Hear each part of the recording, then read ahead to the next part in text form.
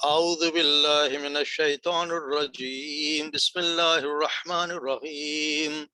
وإذ قال إبراهيم لأبيه آزر تتخذ أصناما آلهة إني أراك وقومك في ضلال مبين وكذلك نري إبراهيم ملكوت السماوات والأرض وليكون من الموقنين فلما جن عليه الليل رأى كوكبا قال هذا ربي فلما أفل قال لا أحب الآفلين فلما رأى القمر بازغا قال هذا ربي فلما أفل قال لئن لم يهدني ربي لأكونن من القوم الضالين فلما رأى الشمس بازغة قال هذا ربي هذا أكبر فلما أفلت قال يا قوم إني بريء مما تشركون إني وجهت وجهي للذي فطر السماوات والأرض حنيفا وما أنا من المشركين وحاجاه قومه قال أتحاجوني في الله وقد هدان ولا أخاف ما تشركون به إلا أن يشاء ربي شيئا وسع رب كل شيء علما أفلا تتذكرون وكيف أخاف ما أشركتم ولا تخافون أنكم أشركتم بالله ما لم ينزل به عليكم سلطانا فأي الفريقين أحق بالأمن إن كنتم تعلمون الذين آمنوا ولم يلبسوا إيمانهم بظلم أولئك لهم الأمن وهم مهتدون صدق اللہ العظیم.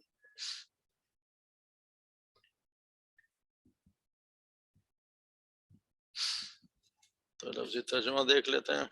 وَإِذْ قَالَ إِبْرَاهِيمُ جب کہا ابراہیم علیہ السلام نے لیا بھی ہی اپنے باپ سے آزر سے یعنی ان کے باپ کا نام آزر تھا اپنے باپ آزر سے اتتخذوا اصنامن آلہہ اتتخذوا کیا تم بناتے ہو اصنامن بتوں کو آلہہ الہ بناتے ہو بتوں کو انی بے شک میں اراکا میں دیکھ رہا ہوں آپ کو و قومکا اور آپ کی قوم کو فی ضلال مبین کہ وہ کھلی گمراہی میں ہے وَكَذَلِكَ اور اسی طرح نوری ہم نے دکھایا ہم دکھاتے ہیں ابراہیم کو ملکوت السماوات والارض آسمان و زمین کی بادشاہت وَلِيَكُونَ اور تاکہ وہ ہو جائے من الموقنین یقین کرنے والوں میں فلما پس جب جن ڈھانپ لیا علیہ اسے اللیل رات نے ابراہیم السلام کو رات ڈھانپ لیا رات آ گئی را کوکبا تو اس نے انہوں نے دیکھا کوکبا ایک ستارہ قالا انہوں نے کہا ھذا ربی یہ میرا رب ہے فلما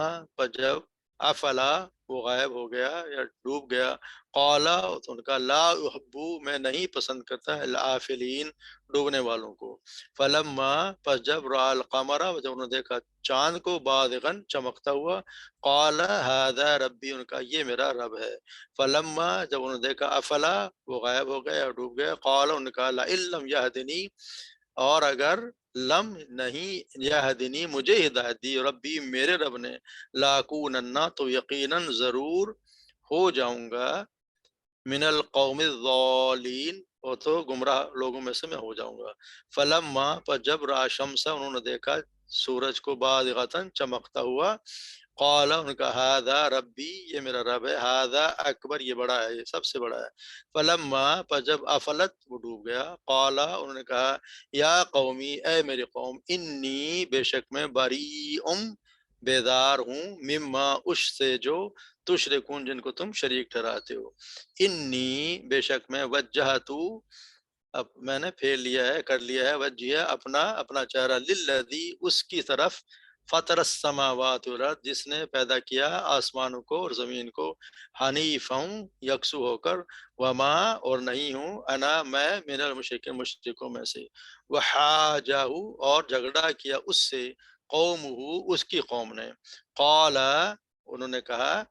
यानी इब्राहिम सल्लल्लाहु अलैहि वसल्लम ने फरमाया अतुहाजूनी का तुम मुझसे झगड़ा करते हो या हुज्जत करते हो फिल्लाहि अल्लाह के बारे में वक़द और यकीनन हादानी हाँ ये नी है हादानी उसने मुझे हादा उसने दी हिदायत नी मुझे उसने मुझे हिदायत दे दी वला अखाफू और मैं नहीं डरता मा तुशरिकून बिही उनसे जिसने तुम शरीक ठहराते हो इल्ला मगर अन यशा ये कि अन यशा रब्बी मेरा रब चाहे चाहे कुछ भी वासिया वो उसकी वसत है रब्बी मेरे रब की वसत है हर जगह कुल्ल शैइन इल्मा मेरे रब ने उसके घेरा हुआ हर चीज को अपने इल्म से अफला ततज़क्करून क्या तुम नसीहत हासिल नहीं करते व कैफ़ा और किस तरह कैफ़ा कैसे किस तरह अखाफू मैं डरूं माँ अशरक तुम उससे जिन्हें जिन्हें तुम शरीक ठहराते हो वला तखाफून जबकि तुम नहीं डरते अन्नकुम बेशक तुम अशरक तुम जब तुम शिरक करते हो बिल्लाहि अल्लाह के साथ मालम युनज़िल तुम शरीक ठहराते हो अल्लाह के साथ मालम जिनकी नहीं युनज़िल उसने भी जिसकी कोई उसने नहीं नाजिल की अलैकुम तुम्हारी तरफ सुल्ताना कोई दलील फ़अय्युल फिर कौन फरीक़ैनी यानी दो फरीकों में से कौन अहक्कु ज़्यादा हक पर है बिल अमन अमन के लिहाज से यानी कौन ज़्यादा अमन में है इन कुन तुम तालमून अगर तुम जानते हो अल्लज़ीना आमनू वो लोग जो जो ईमान ले आए वलम यलबिसू और जिन्होंने नहीं नहीं गलत मत किया यानी जिन्होंने वो ईमान हो अपने जुल्म को अपने ईमान को नहीं जुल्म से यलबिसू कहते हैं किस चीज को क्या करना चाहिए यलबिसू यानी मखलूत नहीं किया खलत खलत मत नहीं किया ईमान अपने ईमान को भी जुल्म जुल्म से उलाइक लहुम उन्हीं के लिए है उन्हीं के लिए अमन है उन्हीं के लिए अमन है वहुम मुहतदून और वही हिदायत याफ्ता है। आज से हम देखते हैं कि इब्राहिम अलैहिस्सलाम का वाक़या शुरू हो रहा है। यहाँ पे इब्राहिम अलैहिस्सलाम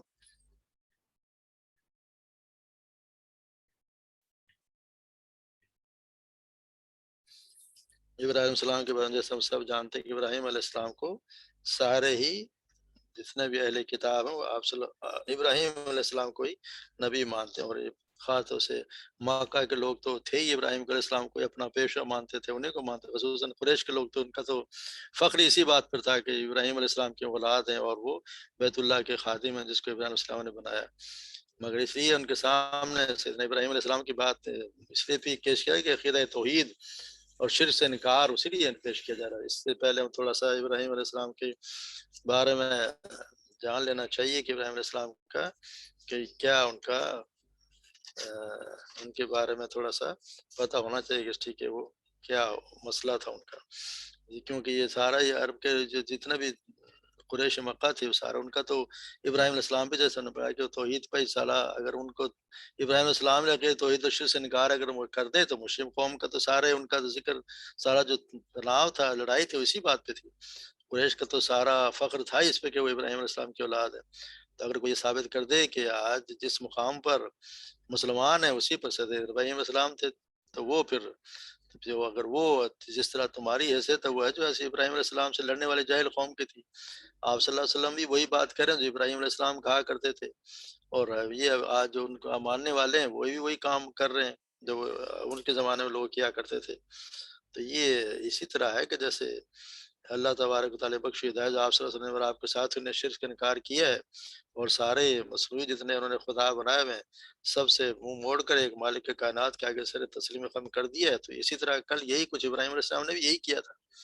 जिस आप सल्लल्लाहु अलैहि वसल्लम पर ईमान लाने वाले जाहिल कौम लड़ रही है उसी तरह कल इब्राहिम अलैहिस्सलाम से भी उनकी कौम ये झगड़ा किया करती थी। तो आजकल जो जवाब सैयदना इब्राहिम ने अपनी कौम को दिया था आप सल्लल्लाहु अलैहि वसल्लम और उनके पैरोकार भी उनकी कौम को वही जवाब है उनकी तरफ से वही जवाब है। तो आप सल्लल्लाहु अलैहि वसल्लम उसी रास्ते पर हैं जो नूह अलैहिस्सलाम और इब्राहिम अलैहिस्सलाम नस्ल इब्राहिम के तमाम अम्बिया का रास्ता रहा है। تو اب جو لوگ ان کی پیروی سے انکار کر رہے ہیں انہیں معلوم ہو جانا چاہیے کہ وہ ان کے طریقے پہ نہیں چل رہے،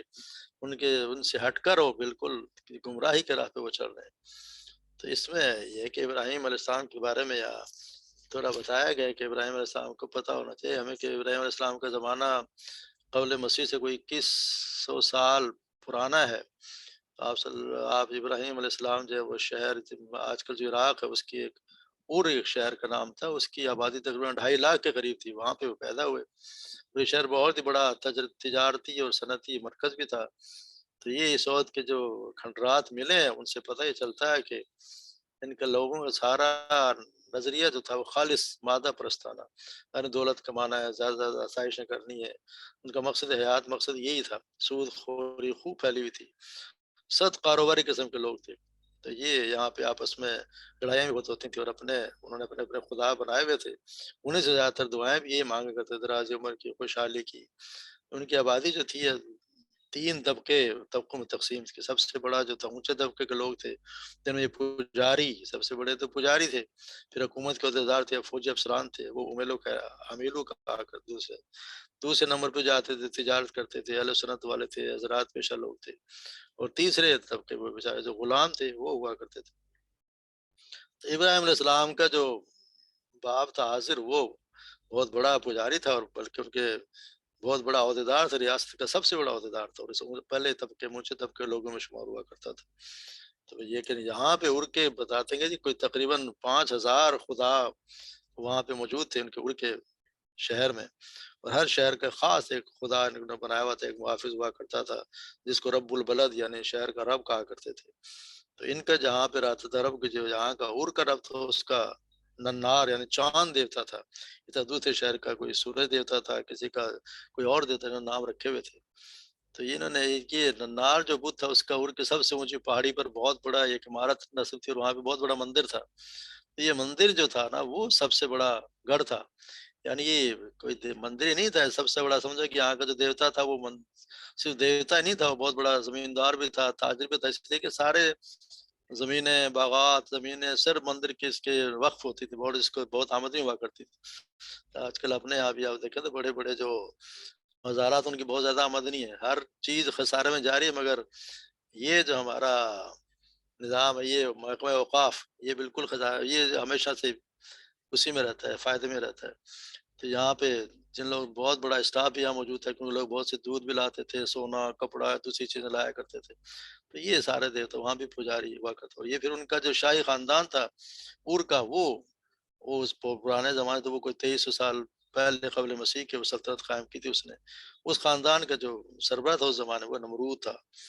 تو نمرود سے جیسا نے پڑھا کہ وہ بھی اپنی اس کی بھی لوگ پوجا کیا کرتے تھے، کیونکہ ہم نے پڑھا جب وہ کہتا ہے کہ جب ہم نے پڑھا کہ وہ کہتا ہے کہ جی میں زندہ بھی کر سکتا ہوں، مار بھی سکتا ہوں۔ تو یہ وقت تھا، اور اگر اس زمانے میں ایک شخص کھڑا ہو جائے اور وہ بات یہ کہے کہ جی توحید لے کر موٹر سارے بتوں کی پرستش نہ کرنی پڑے، تو شاید تو پھر تو سارے مارے گئے، شاہی خاندان کی معبودیت بھی اور حاکمیت کی اور پجاریوں کے سارے طبقوں کی، یہ تو سارے دیت کے زد میں آ گئے۔ تو ان کی دعوت اگر قبول کر لے جائیں تو اس کے معنی ہے کہ ساری سوسائٹی کی عمارت ہی جو بالکل ڈھیر ہو جائے گی۔ تو اسی طرح سے توحید الہ کی بنیاد پر اگر سارا سلسلہ ہوگا تو ان کے ساروں کے مزے ختم ہو جاتے ہیں۔ تو اسی لیے ابراہیم علیہ السلام نے جب آواز بلند کی تو سارے عوام اور خاص اور پجاری اور نمرود سب کے سب ان کو دبانے کے لیے کھڑے ہو گئے، ابراہیم علیہ السلام کے سب لوگ یعنی ان کے خلاف ہو گئے۔ تو یہاں پہ اللہ تبارک و تعالیٰ ابراہیم علیہ السلام کی مثال دے کے بتا رہے ہیں کہ ابراہیم علیہ السلام وہ تھے جنہوں نے اپنے قوم کو بتایا کہ کیا تم اپنے باپ سے، بلکہ انہوں نے کہا کیا تم اس کی پوجا کرتے ہو، کیا تم یہ جو بت بنائے ہوئے ان کو الہ مانتے ہو۔ تو یعنی شروع انہوں نے اپنے باپ سے ہی کیا کہ ان کے باپ جو تھا وہ بت بنایا کرتے تھے۔ جب یہاں لوگوں نے اپنی طرف سے ان کے یہاں بلکہ کہتے ہیں کہ جی ان کے باپ کا نام یہ نہیں تھا، کوئی اور نام بتاتے ہیں، حالانکہ قرآن صاحب کا تو قال ابراہیم ابی آذر کہ اس کے باپ آذر سے کہا، مگر صرف اس لیے کہ جی لوگوں کو یہ بات پسند نہیں آتی کہ ابراہیم علیہ السلام کے باپ جو تھے وہ کافر تھے۔ حالانکہ اللہ تعالیٰ خود بتاتا ہے، جب سورہ ہم پڑھیں گے سورہ توبہ میں کس میں کہ جب انہوں نے خود کہا کہ جب اللہ تعالیٰ یہاں تو وہ یہ بھی کہیں گے، ہم پڑھیں گے کہ وہ کہیں گے میں اللہ سے آپ کے لیے معافی کی درخواست کروں گا، اور جب ان کو پتہ چل گیا ہے کہ ابراہیم اللہ کا دشمن ہے تو انہوں نے صاحب اس سے بھی برات کا اعلان کر دیا۔ تو یہ یہاں پہ قال ابراہیم علیہ ابی آزرا تتخذ السلام علیہ، ابراہیم اپنے بابا سے کہا تو بتوں کو معبود بناتا ہے؟ آپ نے کہتے کہ میں تمہیں اور تمہاری قوم کو میں کھلی گمراہی میں پاتا ہوں، ان یراک و قومک فی ضلال مبین وکذالک، اور پھر اللہ تبارک و تعالیٰ کہ ہم کس طرح بندوں کو اپنے بندوں کو دکھاتے ہیں، جو لوگ ہوتے ہیں جیسے نبی ہیں رسول ہیں، تو اللہ تبارک و تعالیٰ انہیں بہت سی ایسی چیزیں دکھاتے ہیں جو ان کو علم الیقین یعنی آنکھ کا عین الیقین، آنکھ سے دیکھی ہوئی چیز کا یقین ہو جائے، تو یہ یہاں پہ ان کو دکھایا جا رہا ہے کہ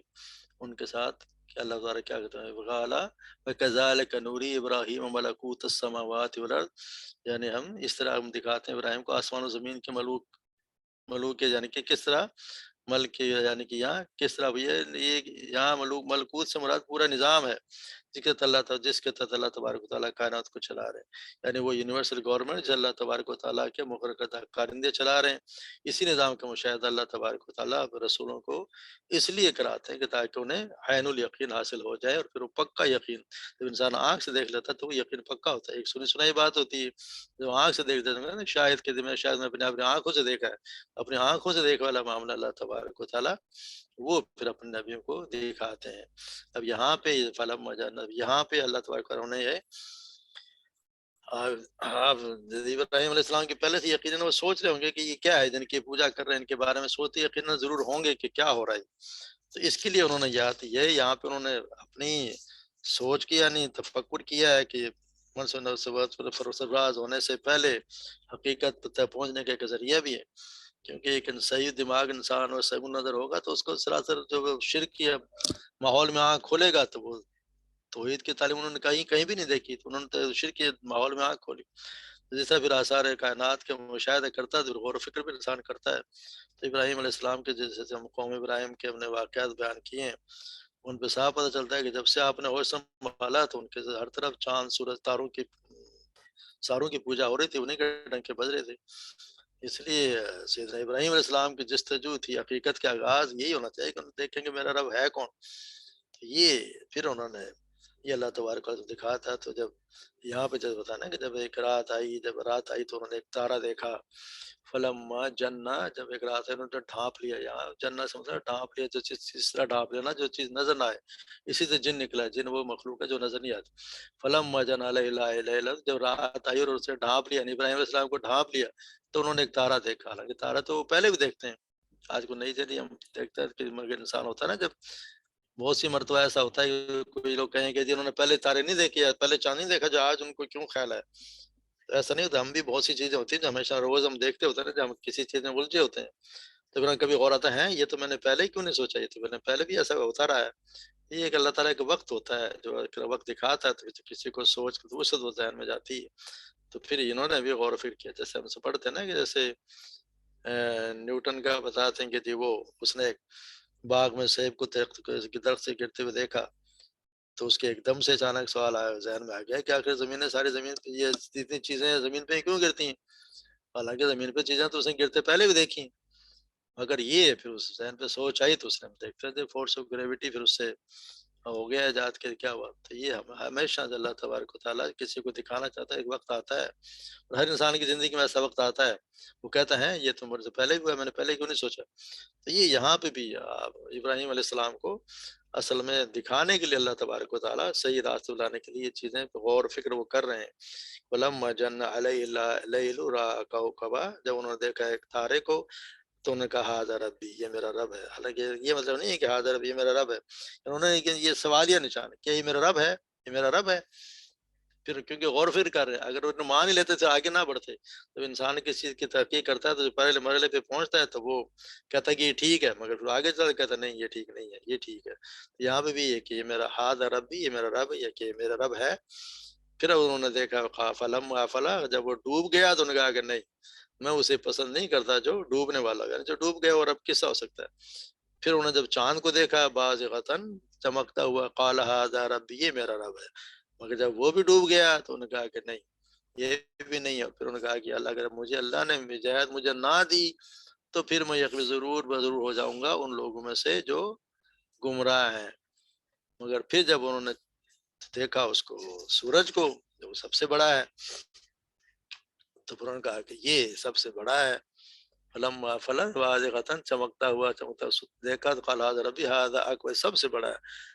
پر جب وہ بھی ڈوب گیا تو انہوں نے کہا اے میری قوم انی بریء مما تشرکون، انہوں نے کہا کہ نہیں اے میری قوم، جن کو تم پوجتے ہو، یعنی یہ چاند سورج ستارے جن کو تم پوجتے ہو، میں ان سے بری ہوں، کیونکہ یہ رب نہیں ہے، یہ تو خود غلام ہے۔ ایک طرح ایک وقت پہ نکلتا ہے اور ڈوب جاتا ہے، ادھر سے وہ جاتا ہے، اور سورج کا ایک وقت مقرر ہے، سورج وقت پہ نکلے گا، وقت پہ جائے کہ ایک راستہ پکڑ اسی پہ جائے گا، اسی پہ ڈوب جائے گا، اسی کس کرنے سے چلانے والا کوئی اور ہے۔ تو میں تو اسی کو مانوں گا جس نے ان کو پیدا کیے ہیں۔ تو تم جن کو مانتے ہو میں تم سے بیزار ہوں، میں بری ہوں، میں ان سے بیزار ہوں، جس نے تم شرک کرتے ہو، شریک ٹھہراتے ہو۔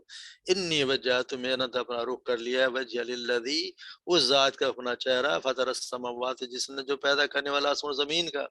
یکسو، اگر میں تو انہی کے، اسی کی بات کرنے والا، وما انا من المشرکین، اور مشرکوں میں سے نہیں ہوں، یعنی انہوں نے برات کا اعلان کر دیا کہ میں کسی کو ماننے کا نہیں ہوں، کہ نہ کوئی چاند، نہ کوئی ستارہ، نہ کوئی اور، ایک اللہ جس نے ان سب کو پیدا کیا، یہ سب غلام ہیں۔ جو غلام ہے، جو ایک وقت پہ جانے اور جانے، جن کے ہاتھ میں کچھ بھی نہیں ہے، وہ رب کس طرح ہو سکتے ہیں؟ تو یہ انہوں نے اللہ تبارک و تعالیٰ نے عین الیقین، یعنی سمجھ عطا کر دی۔ تو ہر نبی کے ایک انسان سمجھ ہوتا ہے کہ وہ سمجھ لیتا ہے۔ اب یہ جیسے لوگ یہ سوال کرتے ہیں کیا جی انہوں نے کہہ دیا کہ جی میں ہاذا ربی، یہ میرا رب ہے، تو کیا انہوں نے کوئی شرک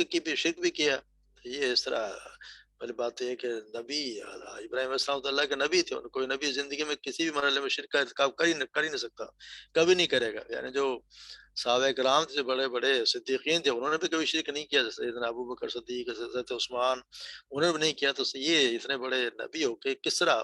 شرک کر سکتے ہیں؟ یہ تو اپنی قوم پہ حجت کے لیے، کیونکہ ہم آگے پڑھیں گے نا، جب آگے پڑھیں گے آیت ہے کہ اگلے کل آئے گی انشاءاللہ، تل کا حجت ہونا آتینا ابراہیم علی قومی، یعنی ہم نے کہ حجت دی اپنی اس کی قوم کو، ابراہیم کو اپنی اس کی قوم کے خلاف، یہ ہم نے اللہ تعالیٰ کو حجت کے لیے ان کو یہ چیزیں دکھائیں، ان کو سمجھایا کہ یہ بات تھا کہ وہ ان سے حجت کر سکیں، ان کو دلیل دے سکیں۔ حاجہ، اور پھر کیا ہوا جب سب کچھ ہوا تو حاجہ قوم ہو، تو پھر جھگڑا کیا ان کی قوم نے ان سے۔ جب پھر قوم نے یہ دیکھا کہ تو ہر چیز سے ہماری جس پہ سارا دار و مدار ہے، جتنے بت ہیں سب کی انہوں نے نفی کر دی، تو پھر ان کو تو مشکل کھڑی ہوگی ان کے لیے۔ تو پھر انہوں نے کہتے کہ جی میں حاجہ قوم قال اتحاجونی فی اللہ وقد ہدانی، کیا تم مجھے اس لیے جھگڑا کرتے ہو کہ اللہ کے بارے میں، جبکہ اس نے مجھے ہدایت دے دی؟ جب اللہ نے مجھے ہدایت دے دی تو پھر تم مجھ سے جھگڑا کس بات کا کرتے ہو؟ تمہیں تو کوئی ڈر نہیں ہے جس بات کا، اور اب مجھ سے تم جھگڑا کرتے ہو؟ اللہ نے مجھے ہدایت دے دی ہے تو پھر تم مجھ سے جھگڑا کس بات کا کر رہے ہو؟ وَسِعَ رَبَّ كُلِّ شَيْءٍ عِلْمًا أَفَلَا تَتَذَكَّرُونَ، اور میرا رب جو ہے وہ، اس کا تو علم ہر چیز پہ چھایا ہوا ہے، تو تم ہوش میں، میرے کو ہر چیز پہ چھایا، تو کیا تم ابھی یہاں تتذکرون کا اللہ، کیا تم ابھی بھی ہوش میں نہیں آؤ گے؟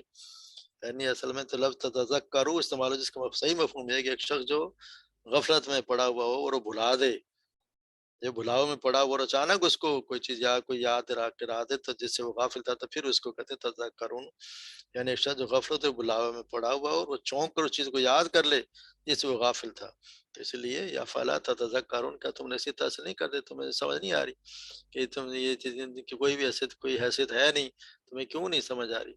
پھر وہ کہہ رہے ہیں کیف اخاف ما اشرکتم ولا تخافون انکم، اور میں کیسے ڈروں ان سے جن کو تم شریک ٹھہراتے ہو، ان وجہ سے ان چیزوں کو جن کو تم شریک ٹھہراتے ہو، جن کی کوئی حیثیت ہی نہیں ہے، ان سے تم کہتے ہو کہ میں ڈروں، میں ان سے کیوں ڈروں؟ ولا تخاف وکیف اخاف ما اشرکتم ولا تخافون انکم اشرکتم، اور تم جو ان سے ڈرتے نہیں ہو جس کے اللہ تعالیٰ نے تو کوئی سند ہی نازل نہیں کی، اللہ تعالیٰ نے کوئی بھی اللہ تعالیٰ کے ذات و صفات میں شاکتی کوئی سند موجود ہی نہیں ہے، نہ عقل میں، نہ فطرت میں، اس کی کوئی بنیاد ہے ہی نہیں، نہ کسی کوئی آسمانی کتاب میں تعلیمات کسی طرح کی، کسی دوسرے معبود کی کوئی گنجائش ہے ہی نہیں۔ تو یہ کہتا ہے میں ان سے کیوں ڈروں، تم ہی جیسے نہیں ڈر رہے۔ تو یہ اس کا مطلب یہ کہ ساری پوری تقریر میں جیسے یہ فرمایا گیا کہ قوم جو ہے وہ اللہ فاطر السماوات والارض کی، اس کی ہستی کے منکر تو نہیں تھے وہ بھی، لیکن وہ کرتے کیا تھے؟ وہ ان سے جاتے تھے یہ اشرکتم اللہ کی ساتھ وہ شریک کرتے تھے لوگوں کو. فَكَيْفَ أَخَافُ مَا أَشْرَكْتُمْ وَلَا تَخَافُونَ أَنَّكُمْ أَشْرَكْتُمْ بِاللَّهِ. اللہ کے ساتھ تم شریک ٹھہراتے ہو، یعنی اللہ کو تو وہ بھی مانتے تھے مگر شریک ٹھہراتے تھے. اللہ کے ماننے کے ساتھ ساتھ شریک ٹھہرانا یعنی یہ گمراہی کی سب سے بڑی نشانی ہے کہ جس کی کوئی اللہ نے کوئی دلیل نہیں دی اس کے باوجود تم ان کو شریک ٹھہراتے ہو. تو یہاں پوری تقریر میں یہ بھی بندہ پتہ چلا کہ وہ اللہ کے منکر نہیں تھی. حضور ابراہیم علیہ السلام کے پہلے خود کہہ رہے ہیں کہ جی تم اللہ کے ساتھ دوسروں سے شریک ٹھہراتے ہو،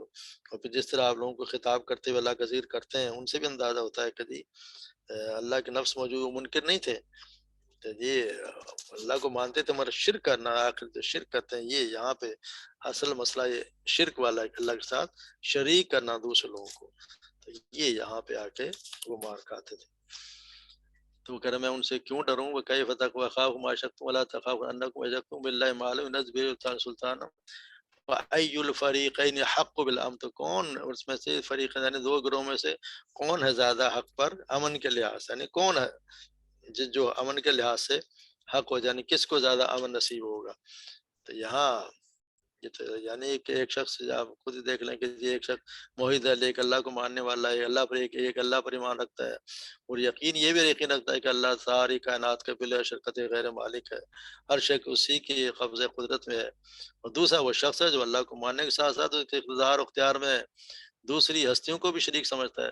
کچھ جھوٹے معبود ہیں، اس نے دیوی دیوتاؤں کو مانا ہوا ہے، کچھ بزرگوں کو منایا ہوا ہے کہ جی یہ بھی شریک ہیں. تو اب یہ اللہ تبارک و تعالیٰ یہ وہ پوچھ رہے ہیں کہ تم ذرا بتاؤ کہ امن چین اور روحانی اطمینان اور حقیقی سکون قلب کا زیادہ حقدار کون ہے؟ وہ ہے جو ایک اللہ کو مانتا ہے یا وہ ہے جس نے اللہ کے ساتھ اور 10 لوگوں کو بنایا ہوا ہے؟ کون ہوگا تمہیں ساتھ؟ اس میں سب پتہ چلتا ہے کہ وہی ہوگا جو آگے ہم بتائے کون ہوگا. الذین، وہ لوگ ہوں گے الذین آمنوا ولم یلبسوا ایمانہم بظلم اولئک لہم امن. وہ لوگ ہوں گے جو ایمان لائے اور جنہوں نے غلط ملط نہیں کیا اپنے ایمان کو بظلم، ظلم کے ساتھ. یعنی یہ ظلم، یعنی ظلم کا مطلب یہاں اس میں ایمان لانے کے بعد اپنے ایمان کو ظلم سے غلط ملط نہیں کیا. یہاں پہ ظلم جو ہے نا وہ کسی چھوٹے سے گناہ کو بھی کہا جا سکتا ہے. ظلم کو چھوٹا سے چھوٹا گناہ بھی وہ بھی ظلم ہو جاتا ہے. تو اسی لیے اس لفظ پہ جب یہ لفظ آیا تو صحابہ کرام بڑے پریشان ہوئے کہ یا رسول اللہ صلی اللہ علیہ وسلم سے پوچھا گیا یا رسول اللہ ایسا کون ہوگا جس نے کبھی ظلم نہ کیا ہو؟ اگر کسی اور پر نہیں تو کم سے کم انسان اپنے آپ پر تو کسی نہ کسی حد تک ظلم کر ہی لیتا ہے. تو اس کا مطلب تو یہ ہوا کہ کوئی شخص بھی شرط پورا نہیں اتر سکتا. تو صحابہ کی تشویش میں آپ صلی اللہ علیہ وسلم فرمایا کہ یہاں ظلم سے مراد وہ نہیں ہے جو تم سمجھ رہے ہو. یہاں ظلم سے مراد وہ ہے جو جس طرح سورہ لقمان میں تو قال لقمان لابنہ وهو یعظه یا بنی یا بنی لا تشرک باللہ ان الشرک لظلم عظیم. اے میرے بیٹے یہ لا تشرک باللہ کے ساتھ شریک نہ، ان الشرک بے شک شرک لظلم عظیم اور سب سے بڑا ظلم ہے. یعنی آپ سمجھ رہے ہیں کہ یہ ہے ظلم. اصل میں ظلم جو ہے وہ یہاں شرک بتایا گیا ہے کہ جس نے ایمان کو اپنے یعنی شرک سے آلودہ نہیں کیا وہ لوگ ہوں گے جو امن میں وہ محتن وہی ہدایت یافتہ ہوں گے. تو آپ اس سے اندازہ لگائیں کہ وہ لوگ جن کی زبان اہل زبان ہے، ان کی قوم ہے، ان کی زبان ہی عربی ہے، وہ بھی یہاں پہ ظلم کو اس کی تنوین کو نکرہ سمجھ کر پریشان ہو گئے. یعنی کہ جس سے کوئی بھی گناہ نہ نکرہ گیا، کوئی بھی یہاں جب کوئی بھی جس نے گناہ نہ کیا ہو، کوئی بھی ظلم نہ کیا ہوتا ہے. اس کا نہیں یہاں پہ دوسرا اس کا مطلب یہ نہیں یہاں پہ بڑا ظلم ہے، یعنی بڑے سے مراد لی گئی ہے. یعنی تو اس حساب ظاہر ہوتا ہے کہ قرآن سمجھنے کے لیے صرف ایک عربی زبان کا جاننا ضروری نہیں ہے. یہاں پہ آپ صلی اللہ علیہ وسلم کی تفسیر بھی ضروری ہے. اس لیے جو لوگ قرآن کو حدیث کے بغیر سمجھنے کا دعویٰ کرتے ہیں وہ پھر گمراہ ہوتے ہیں. یعنی وہ لوگ جو صحابہ کرام تھے جن کی زبان عربی تھی اور وہ آپ صلی اللہ علیہ وسلم وہ بھی یہاں پہ اسے سمجھنے میں غلطی کر رہے ہیں. اور اللہ کے رسول نے بتا دیا کہ ایسا نہیں ہے. وہ لوگ ہیں جو یہ جنہوں نے یعنی شرک سے آلودہ نہیں کیا وہ لوگ اس میں شامل ہوں گے. ظلم واولئک لهم امن، اور وہ لوگ جنہوں نے یہ کام نہیں کیے اب اصل میں امن میں وہ ہیں، امن میں وہ ہوں گے. وہم محتر، اور یہی ہدایت یافتہ ہے. جیسے کہا نا کہ آپ صلی اللہ علیہ وسلم ایمان کا اور امن کا ایمان کے ساتھ اسلام کے سلامتی کے ساتھ لفظ اعتبار سے بھی بہت بڑا سمجھے کہ ایک غیر رابطہ ہے. جیسے دعا کرتے ہیں آپ سمجھ چاند دیکھنے کی نوبت ہوا، نیا چاند جب دیکھتے تو ہمیں دعا سکھائی گئی ہے اللہم احلہ علینا بالامن والایمان یا اللہ ہمیں یہ محنت شروع ہو رہا ہے نئے چاند اسے ہم پر طلوع فرما امن اور ایمان و سلامتی والاسلام، اور اسلام اور سلامتی اور اسلام کے ساتھ، یعنی امن کے ساتھ ایمان کا لفظ ہے اور سلامت کے ساتھ اسلام کا لفظ ہے. یہ ہمیں بھی دعا بھی سکھائی گئی. تو یہ ہے کہ پھر جو شرک نہیں کرے گا وہ پھر امن میں بھی ہوگا، اور وہی لوگ ہیں جو اصل میں وہم مہتدون، اور وہی لوگ ہیں جو ہدایت پر ہیں. جیسے سیدنا معاذ بن جبل فرماتے ہیں کہ آپ صلی اللہ علیہ وسلم فرمایا جو شخص اللہ سے اس حال میں ملے کہ اس نے اللہ کے ساتھ ذرا بھی شریک نہ کیا تو وہ جنت میں داخل ہوگا. اسی طرح ایک اور حدیث میں سیدنا جابر رضی اللہ تعالیٰ عنہ بیان کرتے ہیں کہ آپ صلی اللہ علیہ وسلم نے فرمایا جو شخص اللہ سے اس حال میں ملے کہ اس نے اللہ کے ساتھ ذرا سا بھی شرک نہ کیا ہو تو وہ جنت میں داخل ہوگا، اور جو شخص اللہ سے اس حال میں ملے کہ اس نے اللہ کے ساتھ شرک کیا ہو تو وہ جہنم میں داخل ہوگا. تو اللہ تبارک و تعالیٰ ہمیں شرک سے بچائے. سب سے بڑا گناہ، سب سے بڑا ظلم عظیم شرک ہے. اللہ تبارک و تعالیٰ ہمیں شرک سے، بدعات سے بچائے، اور ہمیں خالص توحید پہ ایک اللہ پر ایمان رکھنے والا، ایک اللہ ہی سے مانگنے والا، اللہ ہی سے ہر چیز کو طلب کرنے والا، اسی کو یہ ایمان ہمارا کہ ہر چیز اللہ ہی کی طرف سے ہے، اللہ ہی کے واسطے ہر چیز، اور وہی ہر چیز کا مالک ہے، ساری بادشاہی اسی کی ہے، کسی کے ہاتھ میں کچھ نہیں. اللہ تبارک و تعالیٰ ہمارا ایمان پختہ رکھے اور ہم اسی پہ ہمیں موت دے تاکہ ہم جو اس پہ چلا گیا وہ جنت میں داخل ہو گئے انشاءاللہ. باقی گناہ اللہ تبارک و تعالیٰ کا یہ وعدہ ہے وہ معاف کر دے گا سوائے اس ایک گناہ کے. اللہ تبارک و تعالیٰ ہمیں اس سے بچا کے رکھے، کسی چھوٹے سے چھوٹے شرک میں بھی اللہ تبارک و تعالیٰ ہمیں مبتلا نہ کرے، اور ہمیں جو کوتاہیاں ہیں اللہ تبارک و تعالیٰ ہمیں صحیح سمجھتا فرمائے ہم تاکہ اس سے بھی بچ جائیں. وما علینا الا البلاغ. جی آج کا سبق مکمل ہوا، کوئی سوال ہو تو بتائیے.